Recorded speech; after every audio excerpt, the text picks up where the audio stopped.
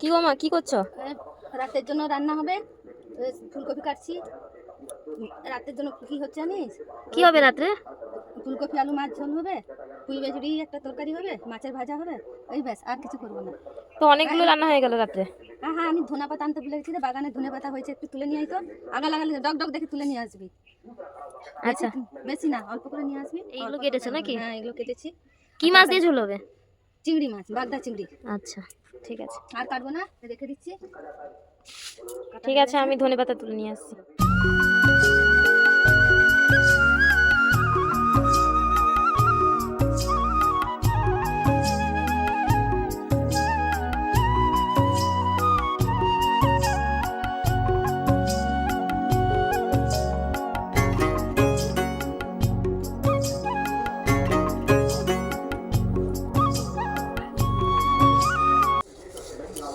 উনুনে রান্না করবো তো, তাই আমি কড়ার পেছনে ছাই লাগিয়ে নিচ্ছি। এখন উনুনটা ধরে নিলাম, তাড়াতাড়ি রান্নাটা সেরে নিই। এখন তো শীতের সময়, বেলাটা খুব ছোট, তাই দুপুরে খাওয়া দাওয়ার পর রান্না করতে বসে গেছি। তো চলো বন্ধুরা, তাড়াতাড়ি রান্নাটা সেরে নিই। আজ কি কি রান্না করলাম তোমাদেরকে রান্নার শেষে দেখাবো। তাহলে বন্ধুরা, ভিডিও লাস্ট পর্যন্ত দেখতে থাকো।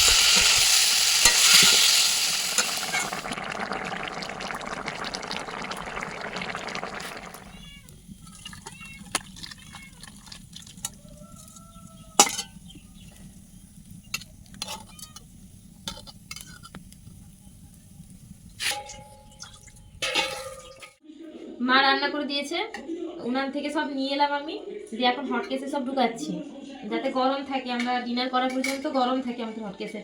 এই যে আলু ফুলকপি আর চিংড়ি মাছ দিয়ে ঝোল, আর এই পুঁই মিচুরির তরকারি, এই যে মাছ ভাজা হয়েছে, আরও বেগুন পোড়া হয়েছে।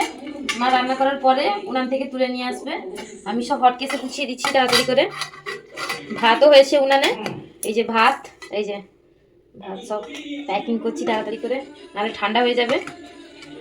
হটকেসে ঢুকিয়ে দিলে রাত পর্যন্ত গরম থাকে।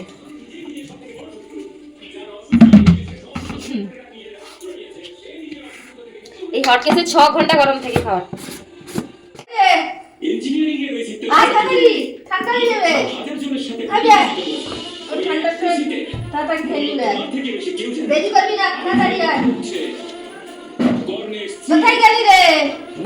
যাচ্ছি খাবো না, সকালে যাই দুপুরে।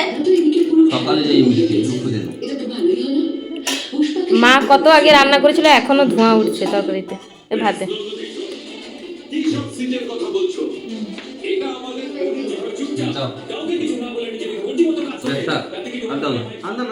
বাগানে মিচুরি হয়েছিল, মা তুলে আজকে রান্না করেছে, ভালো হয়েছে। নিরামিষ। আমাদের আজকের মেনু তো তোমাদের দেখালাম। প্রচণ্ড ঠান্ডা পড়েছে, তাই তাড়াতাড়ি ডিনার করতে বসে গেছি। তোমরাও তাড়াতাড়ি ডিনার করে নাও। দেখা হবে নেক্সট ব্লগে। Good night.